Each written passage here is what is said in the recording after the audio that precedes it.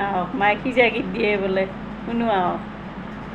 কওক আধেলেৰে পানী টুপি শিশুমণি আহে আধা কটা বৰৰ মায়া খিজুমেনি হাঁহে আধেলেৰে পানী টুপি ফুল ফুল কৰে জোক আধা কাটি বৰৰ মায়া ফুল ফুল করে মুখ আগর এগুলা কিসে কি কেউ দেয় দেয় ফাঁকা